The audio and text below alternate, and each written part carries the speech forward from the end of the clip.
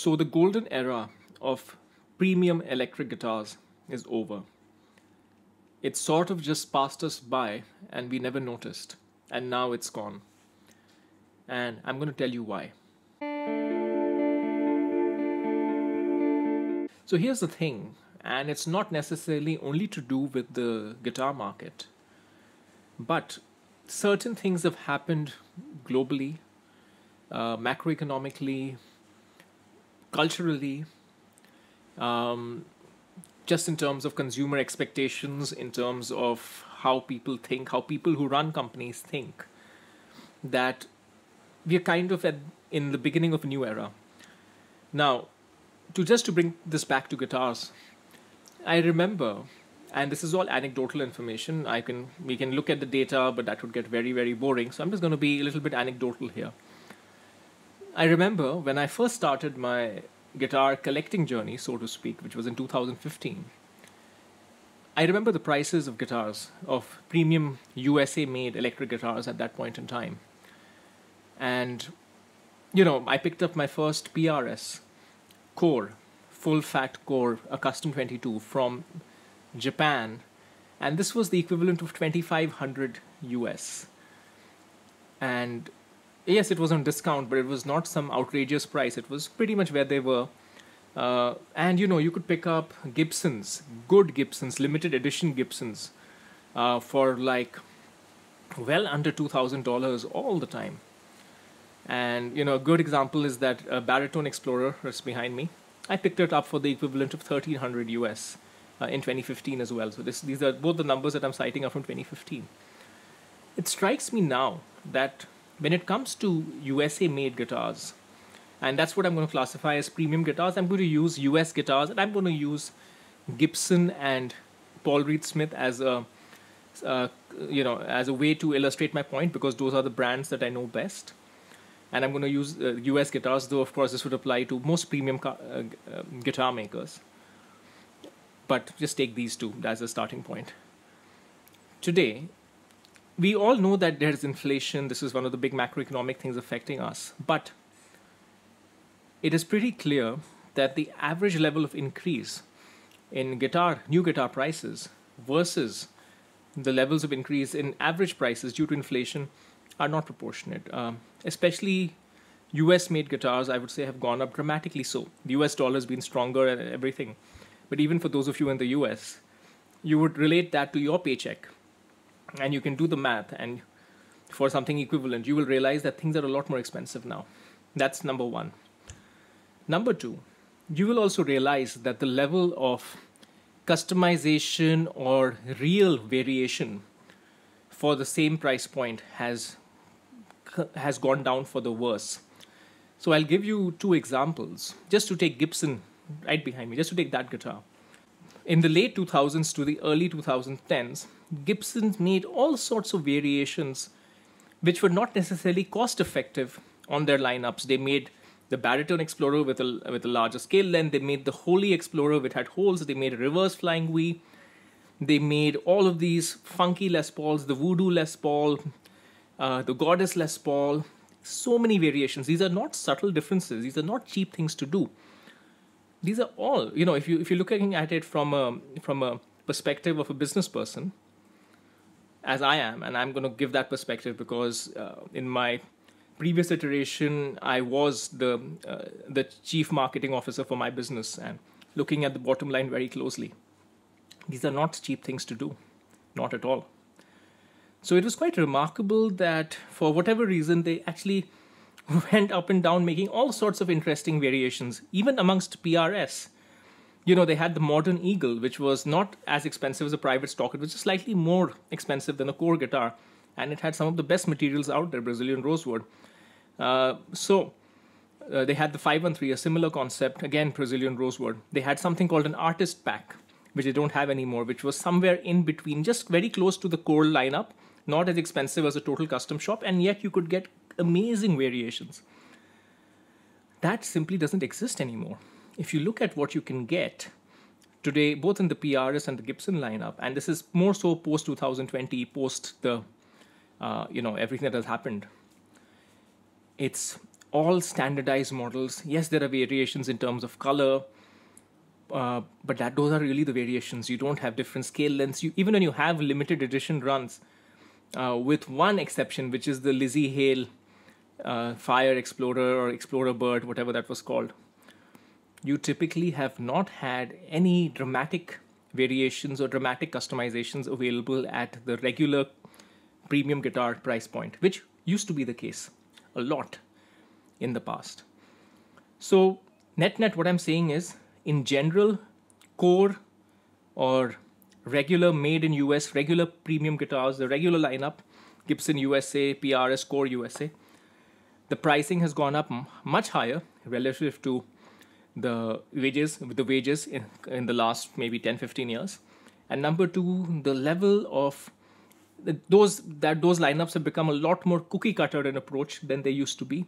They've become a lot more standardized, a lot more cost effective.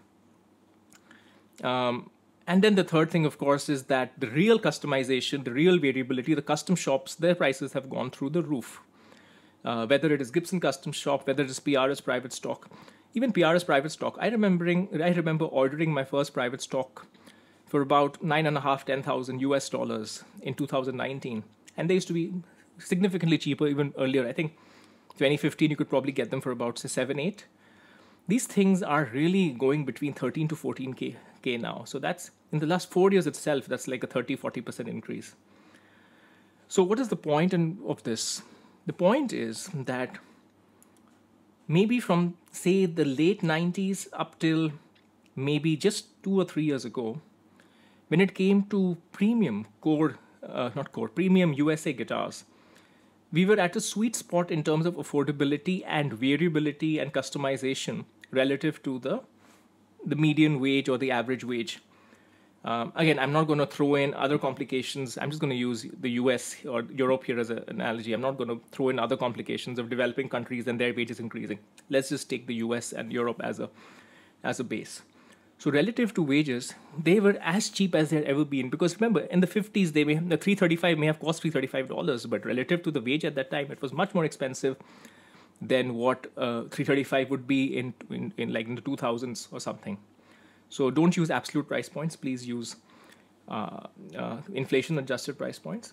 So this 10-15 year period, around the turn of the millennium till the pandemic, was really the sweet spot in terms of getting core USA guitars at a relative price point, which is not, the lowest relative price point relative to wages ever.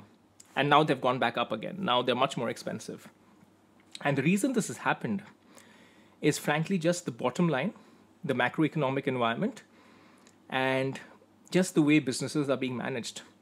So macroeconomically, we know that the last 10-15 years, or rather 10 years more specifically, was a bit of a golden age where you had low interest rates, and yet inflation wasn't that high. So that led to a lot of economic opportunities, and that led businesses to have a great time because they didn't have to I don't want to turn this into a completely different topic, but it was a much easier environment for business. Let's just say that.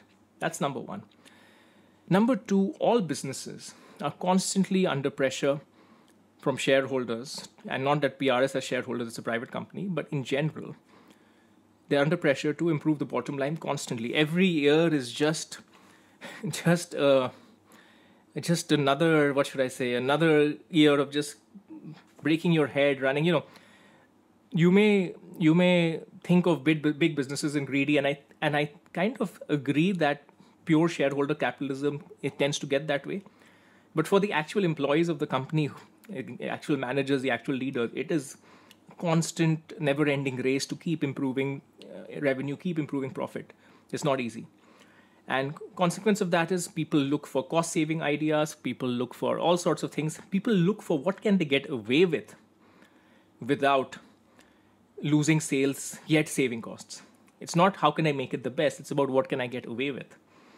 And usually that mindset was not applied that much to the premium end of the guitar segment, because you applied that mindset to the made in Far East, the made in China, the made in Indonesia, the made in Korea versions, the cheaper versions.